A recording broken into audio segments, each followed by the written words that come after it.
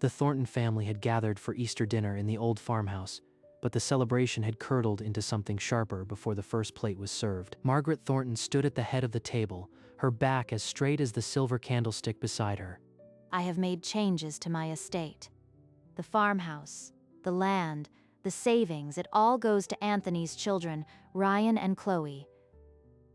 Sophia, you will inherit nothing from me. A sharp intake of breath ran around the table like a wind through dry leaves. Understood, Grandma. She continued plating the ham, her hands as steady as her voice, not a single tremor betraying her. Dorothy's eyes glistened, but she said nothing. Ryan looked at Chloe, his mouth half open in disbelief. Margaret sat back, the victor, but something in Sophia's silence made the victory feel incomplete, as if she'd missed a move on a chessboard. Anthony buried his face in his coffee cup, his shoulders hunched, refusing to meet Sophia's gaze as she walked past. I'm sorry, baby. I never thought she'd do it in front of everyone. Sophia didn't answer. She just touched her mother's hand, a brief squeeze that said everything, and then moved toward the foyer. At the side table, she lifted the silver frame, her grandfather Charles, with his kind eyes and gentle smile. He would have known how to handle this. He always protected me. For a long, aching moment, she just held the frame, the glass cool and hard under her thumb, Charles' smile frozen in time. Then she put it down, walked through the kitchen, and out onto the darkening porch. 9 years without a will check. I was afraid to ask. Now I have no choice. She stood there, the farmhouse behind her, the land stretching into dusk, land that no longer belonged to her. By nightfall, she had made her decision. Tomorrow she would drive to the old firm and demand answers. After Easter, Sophia stayed in her apartment, the silence less painful than the family's judgment. Margaret had always made it clear. Anthony the heir, Dorothy the failure, Sophia the afterthought. She pulled out the old estate file she'd ignored for 9 years and read every page. Charles' will had been settled years ago, and nothing was assigned to her. Yet she found a faded letterhead for Ellison and Associates and slipped it into her purse. That Tuesday, she drove the old route into town, the road pulling her toward a question she'd never quite let go. Main Street was unchanged, save for the brick building with its brass plaque, Ellison and Associates. She parked and sat still, her hands resting on the steering wheel as the engine ticked down. The last time I asked, I was 19. I didn't know to push harder. Now, she stepped out and walked to the glass door, each step heavier with resolve. The law office was small and old-fashioned, the kind that kept secrets buried in paper instead of the cloud. A woman with glasses sat behind a cluttered desk, her nameplate reading Catherine Walsh, Junior Associate. I'm Sophia Thornton. My grandfather died 9 years ago and used this firm. Did he leave anything addressed to me? I wasn't here then, and the estate's long settled. I'm not sure what you expect to find. I've asked this office twice before. The safe, the one in the back, has it been checked? The old safe? No one's asked for it in years. But I'll check. Follow me. She grabbed a key ring and led Sophia through a narrow corridor lined with stacked files. They stopped at a door marked Archives, the frame layered with dust. Catherine turned the key and pushed the door open, the smell of old folders rushing out like a held breath. They stepped over the threshold, the hunched shape of the safe just visible in the dim light. The safe was an iron hulk, its dial worn smooth by decades of anxious hands. Catherine knelt before the safe, her fingers recalling the combination from an old protocol. 23 left, 7 right, 31 left. The bolt slid back with a heavy click. She reached inside, pushing aside old ledgers until her fingers found a bundle of envelopes. This one? It has your name on it. She lifted it into the dim light, and the full handwritten message became clear. For Sophia, to be opened only if Margaret tries to disinherit her. That's what it says. Sophia's breath caught. She pressed a hand to her chest as if to keep her heart from escaping. That's my grandfather's handwriting. He left this for me. Catherine passed her the envelope. Sophia took it with trembling hands, the paper cool and heavy. 9 years I waited, and he was already watching. He knew she would do this, and he made sure I'd have a chance. Outside the law office, Sophia sat alone on a bench, the envelope weightless but heavy in her hands. He actually knew. He knew she'd cut me out. She pressed the envelope against her forehead, the decision solidifying like cooling wax. Then she pulled out her phone and called the one person who would hate this the most. What do you want, Sophia? I'm busy. I found a sealed letter from Grandpa. It's only to be opened if you disinherited me. That's a fabrication. You're trying to humiliate me. Friday at the firm, 10 a.m. Catherine will read it in front of everyone. The call ended with a click, and Sophia sat in the empty street, the envelope still unopened. He planned this 9 years ago. Now it's my move, and she has no idea what's coming. The afternoon before the meeting, Sophia stood at her kitchen counter, sliding the envelope into a clean folder with a single sheet of notes for Catherine. Catherine, I want you to read every word aloud. No summarizing, no softening. He wrote it for this moment, and they need to hear all of it. On the other end of the line, Catherine agreed. The letter would be presented exactly as Charles left it, its seal still unbroken. She's a liar and a schemer, just like her mother. That envelope is fake, and I want every one of you to tell the attorney that. Ryan shifted in his chair, his smirk not quite covering the doubt flickering in his eyes. Mother, maybe we should hear what it says before attacking. If Charles really left something... Charles was senile at the end. He couldn't have written anything binding. Just show up and don't believe a word. That evening, Dorothy appeared at Sophia's door, her face drawn and hands twisting a tissue. Sweetheart, your grandmother is telling everyone you faked that letter. She'll humiliate you worse than before. Don't walk into that room. Sophia took her mother's hands, looked her in the eye, and saw the same terror that had defined Dorothy's whole life and knew she would not share it. The sky hung low and gray Friday morning. The law firm's conference room was cold and still, a long table dividing the space like a fault line. Margaret entered first, Anthony trailing. Her sharp gaze swept the room and landed on Sophia, narrowing. I hope you're ready to explain this charade, Sophia. Forgery has consequences. Sophia stood silent, hands folded at her waist, the envelope resting on the polished wood between her and Catherine. Ryan and Chloe took seats opposite. Ryan's mouth a hard line, Chloe's eyes fixed on the yellow paper. Grandma's never been this rattled by a letter before. Dorothy lingered near the door, her fingers white against her purse strap. Thank you all for coming. I'm Catherine Walsh. I've been asked to read a sealed document from Charles Thornton's estate. She picked up the envelope. The room's breathing stopped. The envelope sat unopened, a fuse waiting to be lit. No one dared speak. The silence shattered as Margaret slammed her palm on the table and stood. You think you can walk in here with some dusty envelope and steal what's mine? This is a forgery. I demand you stop this farce now. Mother, please sit down. Maybe we should just... Let her open it. I want to see what's in there. If it's fake, she'll be embarrassed anyway. Chloe looked down, her nails pressing into her palm, as if she was the one about to be exposed. Grandpa wanted this. He wrote it for this day. Let Catherine read, Grandma. I'll proceed. This envelope has been sealed for 9 years, and its opening now is consistent with the condition Charles set. She slid a letter opener under the seal, the paper giving way with a soft rip. The room fell so quiet you could hear the clock in the hall, each tick like a slow drumbeat. Catherine unfolded the pages and held them up, the ink fresh and alive after 9 years. Catherine began to read, her voice steady despite the trembling of her own hands. My dear Sophia, if you are reading this, it means Margaret has tried to disinherit you. Just as I feared, 9 years ago, I placed the farmhouse, the surrounding 84 acres, and a brokerage account into an irrevocable trust for your benefit. This trust activates upon Margaret's attempt to cut you from her will.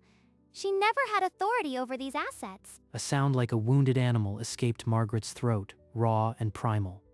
Anthony's hand froze in midair, his coffee cup forgotten. He stared at the letter, unblinking. Ryan's smirk vanished, replaced by open-mouthed shock. Chloe covered her mouth with both hands, her eyes glistening. Dorothy pressed a tissue to her eyes, her shoulders heaving once as a quiet sob escaped. Sophia lowered her head, a tear tracing her cheek, but a faint smile curved her lips. I love you, Sophia. This is my final protection. It's fake. Charles wasn't in his right mind. This paper means nothing. I'll tear it up. The notary seal is intact. The trust was filed with the county 9 years ago. It is binding, Mrs. Thornton. But that means the farmhouse. It was never yours to give, Mother. Ryan and Chloe sat paralyzed, the inheritance they'd been promised evaporating into thin air. Dorothy sobbed silently, her tears a mixture of relief and a lifetime of regret. Catherine folded the letter and slid it across the polished table. Sophia caught it with both hands.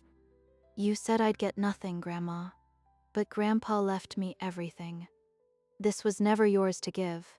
Margaret lunged forward, her hand trembling, but the threat died in her throat. Sophia turned without another word and walked out of the conference room, the letter pressed to her chest. Behind her, the room remained frozen, a family left with nothing but the echo of a dead man's love. She slid into her car, the envelope on the passenger seat, and drove the route she'd traveled her whole life toward a destination that was finally hers. The fields haven't changed, but somehow they look different now. She parked at the gate and stepped out, the old farmhouse standing silent and waiting. She didn't go inside. Instead, she walked the fence line, her palm grazing the weathered wood. The tall grass whispered against her jeans as she climbed the gentle rise. This is where he taught me to ride a bike. That tree is where we buried my first dog. At the highest point, she stopped and turned. The farmhouse blinked gold in the low sun. You knew. All those years you were protecting me. She pressed the folded letter to her lips and whispered into the fields. Thank you, Grandpa. The peace lasted only a few minutes. Her phone rang, shattering the quiet. Catherine, is something wrong? Sophia, Margaret just filed an emergency motion to freeze the trust. She's claiming the paperwork shows signs of undue influence. Sophia's hand tightened on the envelope. The same envelope that had felt like armor suddenly felt fragile. The judge granted a temporary hold until a competency hearing next week. The land isn't yours yet. In the distance, she could almost hear Margaret's triumphant scoff, the same sound that had followed her since childhood. Then we fight it. My grandfather knew she'd try this. I'm not backing down now. She imagined Margaret sitting alone in that dark house, her empire shrinking to a single room, still clutching at ghosts. He left me this land, but he also left me his will. I won't let her erase that. She turned her back on the sunset and walked toward the house, the fight just beginning. 2 days later, Sophia sat in Catherine's office, the trust documents spread across the desk like a battlefield map. The competency hearing will hinge on witness testimony. We need someone who can attest to Charles's clarity in his final months. Who? The only person close to him at the end was my mother. Dorothy was already fragile, and Sophia knew what it would cost to drag her into court against Margaret. She's been broken by that woman her whole life. If I ask this, it might shatter her for good. Without her, we rely on old documents alone. Margaret's lawyer will paint Charles as confused, and the judge might believe it. The silence stretched, filled only by the tick of a clock and the weight of an impossible choice. Call her. Tell her I need her. But I'll be the one to ask, not you. That evening, Dorothy arrived at Sophia's apartment, her hands trembling even as she nodded yes. The last piece was set. The hearing would either restore her legacy or prove Charles was a fool, and Sophia had nowhere left to hide. The courtroom was cramped, smelling of old varnish and stale coffee. Sophia sat rigid, Catherine beside her. Dorothy was called to the stand, her footsteps unsteady. She gripped the railing as if it were the only solid thing left. Mrs. Thornton, in the weeks before Charles died, was he clear enough to discuss his estate plans? He was sharper than anyone in that house. He talked to me about setting up a trust for Sophia so Margaret couldn't touch it. The cross-examination was merciless. The opposing attorney's voice cut like a razor, each question aimed to make Dorothy seem bitter and desperate. I don't care what you think of me. Charles wanted Sophia protected, and I won't let you twist his words. The judge called a recess after Dorothy broke down. Sophia helped her mother from the room, their hands trembling together. Her testimony helps, but the judge is skeptical. Margaret's lawyer painted her as unreliable. We need more proof. You see, Sophia? Even your own mother can't save you. You'll lose everything, just like I promised. He didn't leave me with nothing. There's a file he gave me 10 years ago, medical records, his own journal. I just never wanted to weaponize it. That night, Sophia unlocked the small cedar box she'd kept on her closet shelf for 10 years, Charles's journal, and a sealed psychiatric evaluation. By morning, the file was on Catherine's desk. The attorney's eyes widened as she read the first page. This is a preemptive competency exam. His physician certified full mental capacity just weeks before the trust was executed. He knew she'd challenge it, so he made sure. Catherine submitted the journal. Margaret's lawyer argued it was hearsay, but the judge admitted it, noting the physician's notarized statement. Catherine read aloud from the journal, Charles's shaky but unmistakable script filling the room. Margaret has threatened to cut Sophia out many times. I will not let my granddaughter pay for my wife's bitterness. Margaret sat frozen, her breath shallow. For the first time, the color drained from her face entirely. Page after page chronicled Margaret's cruelty and Charles' quiet determination, a dead man testifying from beyond. Whatever happens, I did what he asked. I didn't let her win without a fight. The judge struck his gavel for a 15-minute recess. The courtroom exhaled, and the hallway became a battlefield of whispers. Sophia, I can't go back on that stand. The way they twisted my words, I feel like I'm betraying your grandmother. No one wins if you push this to the end. The legal fees alone will drain the brokerage account. Take the settlement. You've already made a circus of this family. Walk away now and maybe we can still have Christmas without lawyers. See? Even they know you're destroying us. All this for land you'll never farm. They're asking me to let her win, to prove her right. Grandpa knew this would happen. He wrote that I'd be alone. Sophia, the evidence is overwhelming. If you stop now, you lose the house too. It's your choice, but don't give it up because they're uncomfortable. He died believing I'd be strong enough.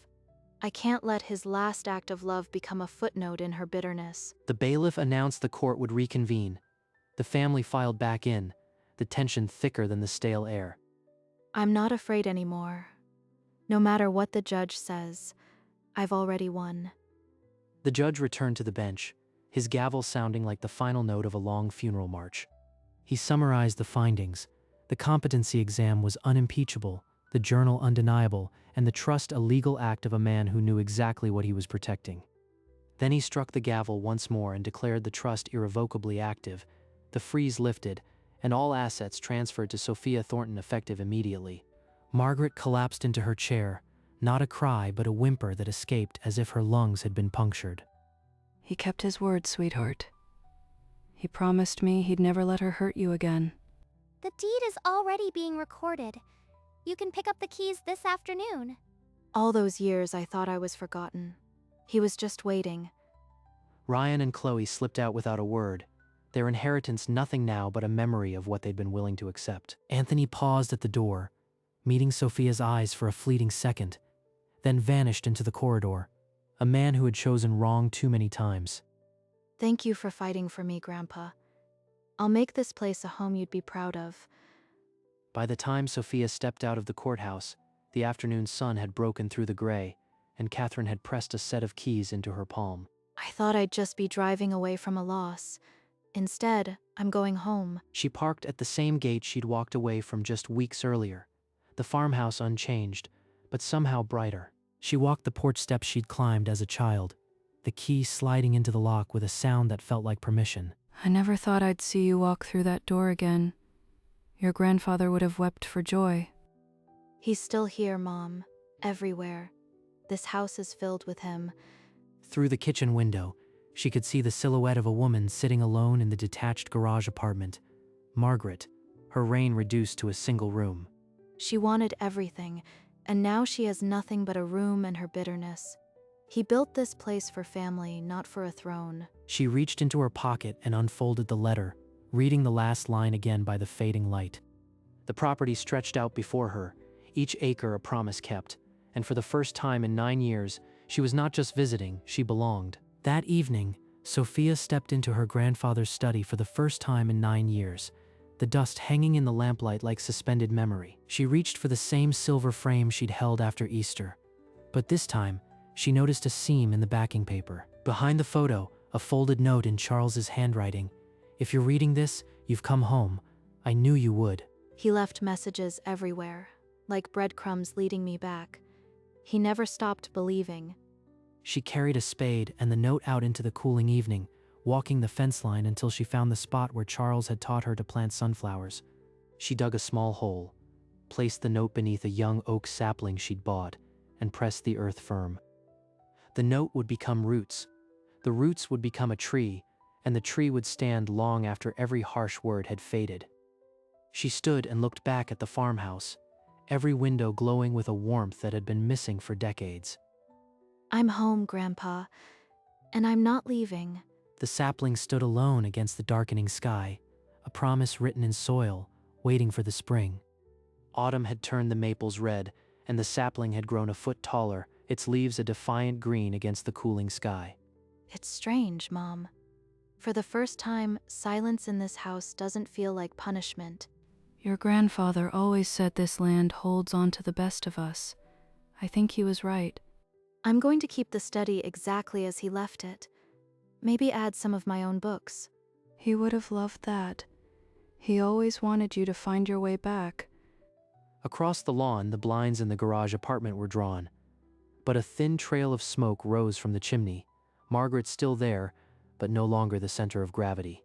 I don't need her to admit she was wrong. I just need to live well right here.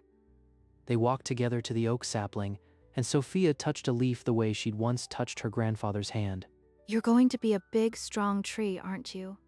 And everyone will know you started with a promise. She left the porch light on that night, a signal to no one and everyone, and went inside to a house that finally echoed with her own footsteps. The first spring after the trial, the sapling had become a young tree, its branches freckled with buds. He buried his hopes in soil, and now they're growing taller than any argument. She walked the fence line alone, her hand brushing the same weathered posts her grandfather had set decades before. In the distance, Dorothy hung laundry on the line, a quiet rhythm that had returned to the house. The garage apartment still held Margaret, but her presence had faded to a shadow. No threats, no lawyers, no audience. Sophia pulled the old envelope from her pocket, still folded, still bearing his handwriting, and touched it to the bark of the oak. Thank you for building something that could wait for me. She backed away, the oak standing now without her help, a sentinel on the hill. Not a scrap of the hatred had survived the winter, but the tree had, and so had she. The farmhouse windows caught the sunlight and flashed once, like a wink from an old man who had never lost faith.